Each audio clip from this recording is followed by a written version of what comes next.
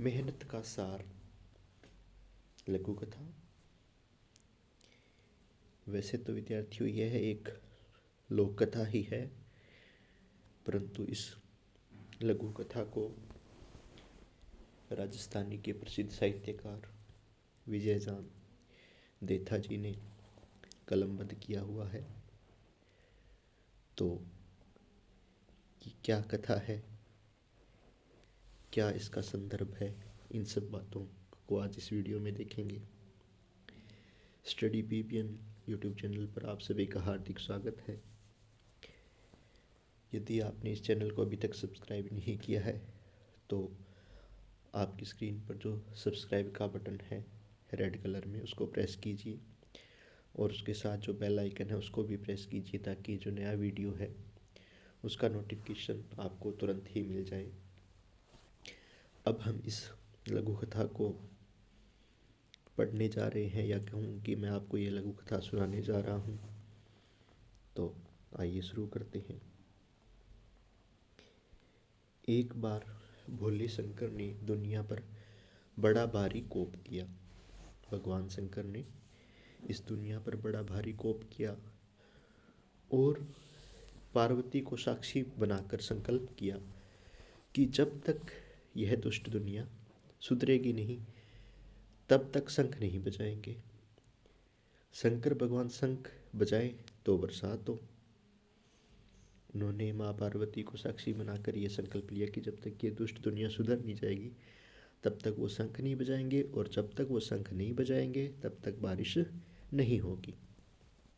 फिर क्या, अकाल दर अकाल पड़े, पानी की बूंद तक नहीं बरसी। न किसी राजा के क्लेश व संताप की सीमा रही और न ही किसी रंक की।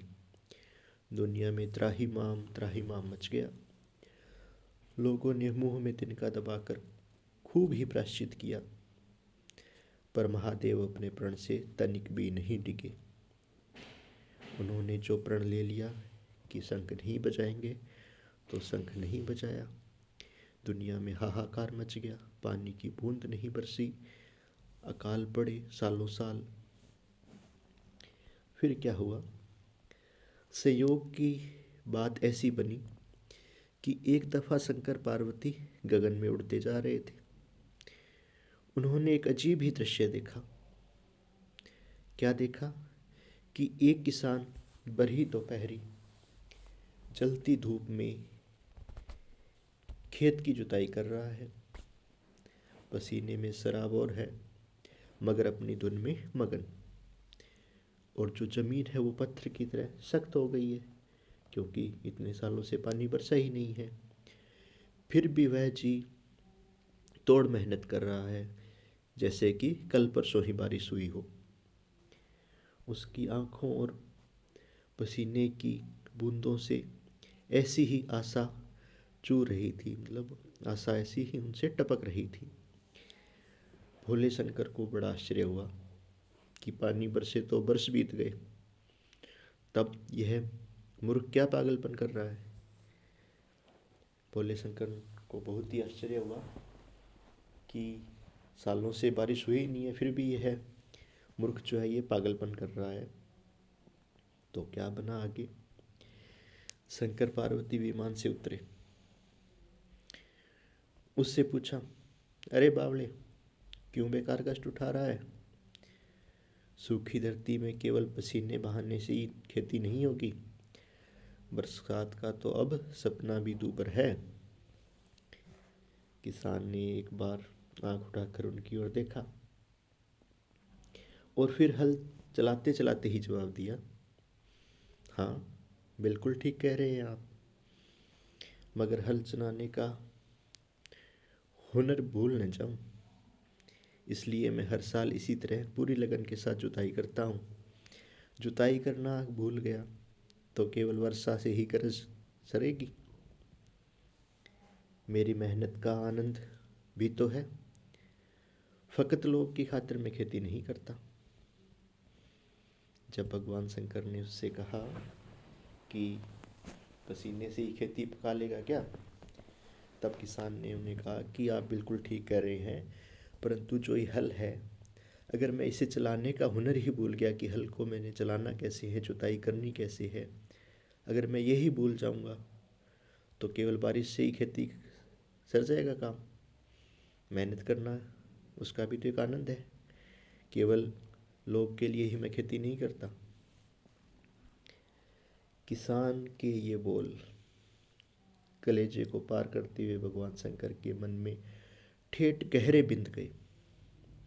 सोचने लगे, मुझे भी शंख बजाए बरस बीत गए, कहीं शंख बजाना भूल तो नहीं गया। बस उससे आगे सोचने की जरूरत ही नहीं पड़ी उन्हें। खेत में खड़े खड़े ही चोली से शंख निकाला और जोर से फूंक दिया। चारों ओर घटाएं उमड़ पड़ी। मतवाले हाथियों के समान आकाश में गड़गड़ाहट पर गड़गड़ाहट गूंजने लगी और बेशुमार पानी बरसा, बेशुमार, जिसके स्वागत में किसान के पसीने की बूंदें पहले ही मौजूद थी। तो विद्यार्थियों, आपको आज की ये कहानी कैसी लगी ज़रूर कमेंट करके हमें ये बताएं। और इस कहानी से हमें ये सीख लें कि जो अपना कर्म है, अपना जो दैनिक अभ्यास है, वह आप निरंतर करते रहें। यह सोचकर कि जब किसी चीज़ की ज़रूरत पड़ेगी उस दिन ही वो काम करेंगे, तो उस काम को आप उतनी अच्छी तरह से नहीं कर पाएंगे जितना कि आप अगर निरंतर अभ्यास करके करेंगे, तो वो उस काम के लिए आप परफेक्ट हो जाएंगे, उस काम को आप अच्छी तरह से करेंगे। तो अभ्यास का महत्व भी इस कहानी में हमें समझ में आता है। और जो हम मेहनत करते हैं, हमारी मेहनत कभी भी व्यर्थ नहीं होती, वो किसी न किसी रूप में हमारे काम आती ही आती है। इस कहानी से हमें ये सीखना चाहिए। और अगर आपको ये कहानी अच्छी लगी हो तो आप इसे शेयर कीजिए, लाइक कीजिए। आज के लिए इतना ही। मिलेंगे इसी तरह की और रोचक कहानियों, प्रेरक प्रसंगों और अन्य विद्यालयी विषयों के साथ। तब तक